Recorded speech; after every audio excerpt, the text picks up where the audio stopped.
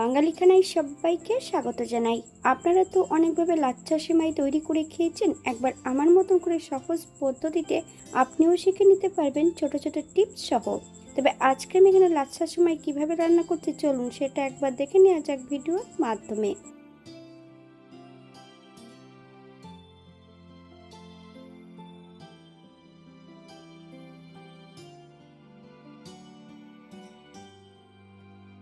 বেশ কিছুটা খেজুর আগের থেকে ঠান্ডা জলে ভিজিয়ে রেখেছি।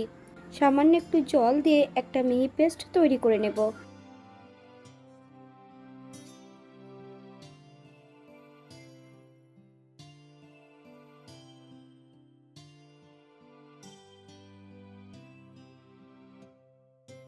অপর দিক থেকে বেশ কিছুটা কাঠবাদাম আর কাজু বাদাম রেখেছি। আপনারা যদি এখানে পেস্তা বা অন্যান্য ড্রাই ফ্রুট যদি পছন্দ করেন তাহলে অ্যাড করতে পারেন।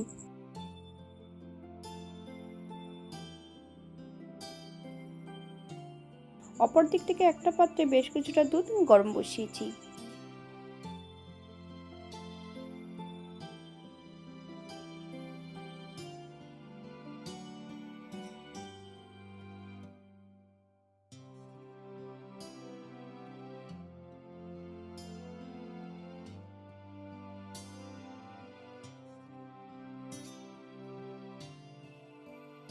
মিডিয়াম সাইজের একটা বাটির হাফ বাটি চিনি এখানে আমি অ্যাড করব। এখানে চিনিটা আপনারা আপনাদের স্বাদ অনুসারে অ্যাড করবেন।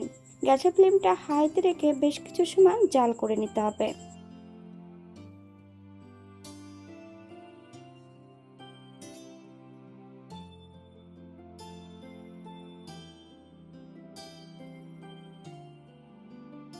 গ্যাসের ফ্লেমটা লোতে রেখে এখানে আমি বেশ কিছুটা গুঁড়ো দুধ অ্যাড করব। নেড়ে চেড়ে দুধের সঙ্গে বেশ ভালো করে মিশিয়ে নিতে হবে।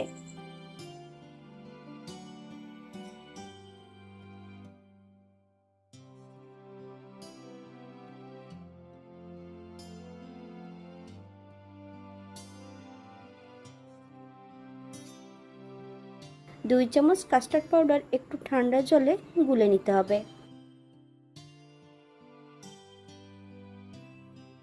বাঙালি রান্না ঘরোয়া উপকরণ দিয়ে আপনাদের যদি রান্নাগুলো পছন্দ হয় তাহলে চ্যানেলটি সাবস্ক্রাইব করে দিয়ে পাশে থাকবেন। পাশে থাকা বেলটি বাজিয়ে দেবেন, নইলে নিত্য নতুন রান্নার নোটিফিকেশন পাবেন না। আমার এই চ্যানেলে আমিষ, নিরামিষ এবং বিভিন্ন ধরনের মিষ্টির রেসিপি দেওয়া আছে। আপনাদের যদি পছন্দ হয় তাহলে চ্যানেলটি ঘুরে একবার দেখে নেবেন।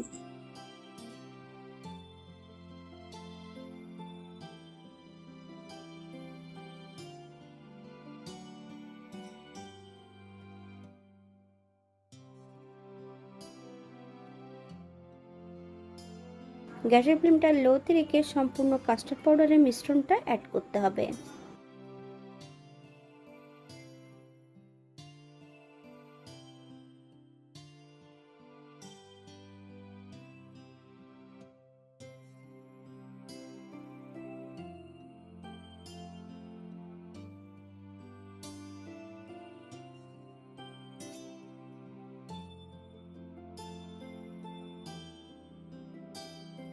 ঠিক এমনভাবে ভেঙে নিলেই হবে।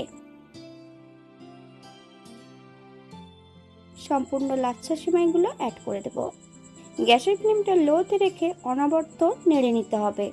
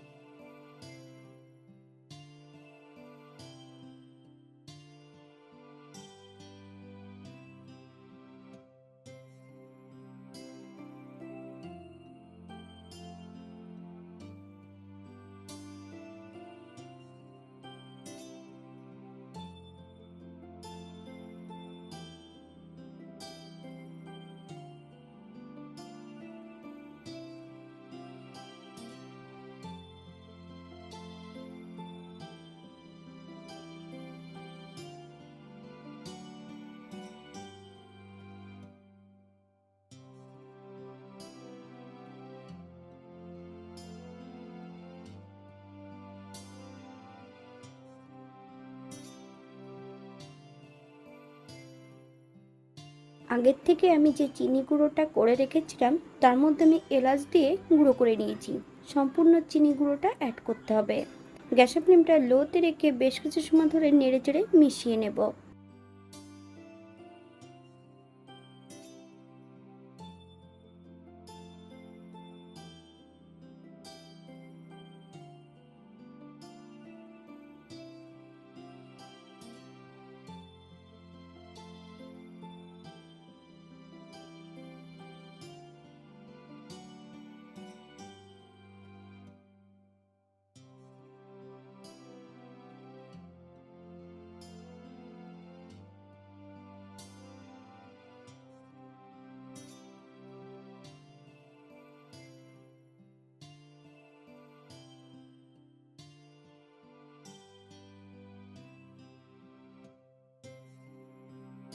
4 থেকে 5 চামচের মতন গুঁড়ো দুধ অ্যাড করব।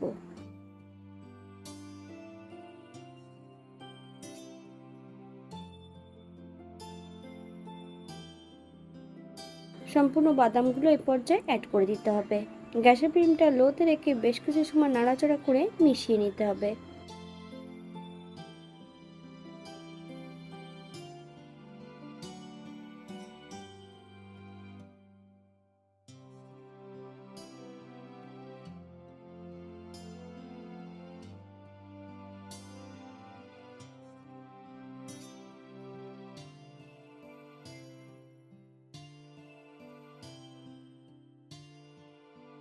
ঠিক এমন ক্রাঞ্চি করে ভেজে নিতে হবে শুকনো খোলায়।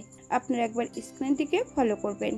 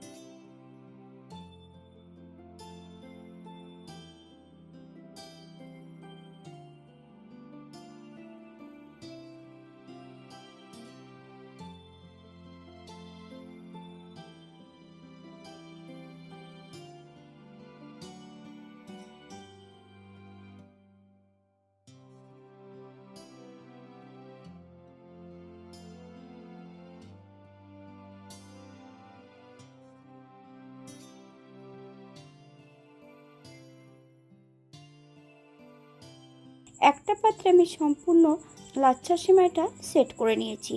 আপনারা একবার স্ক্রিনের দিকে ফলো করবেন। 30 থেকে 40 মিনিটের জন্য ফ্রিজে রেখে দেব রেস্টে।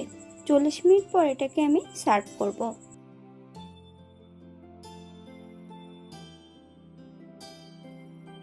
এটা দেখতে যেমন ভারী সুন্দর হয়েছিল, এটা খেতে কিন্তু অসম্ভব ভালো হয়েছিল। আপনারা বাড়িতে একবার একই পদ্ধতিতে বানিয়ে নেবেন। এখানে যে আমি উপকরণগুলো অ্যাড করেছি, আপনারা এর থেকে কম বেশি করে নিতে পারেন। আজকের ভিডিওটি এই পর্যন্ত। সবাই সুস্থ থাকবেন, ভালো থাকবেন।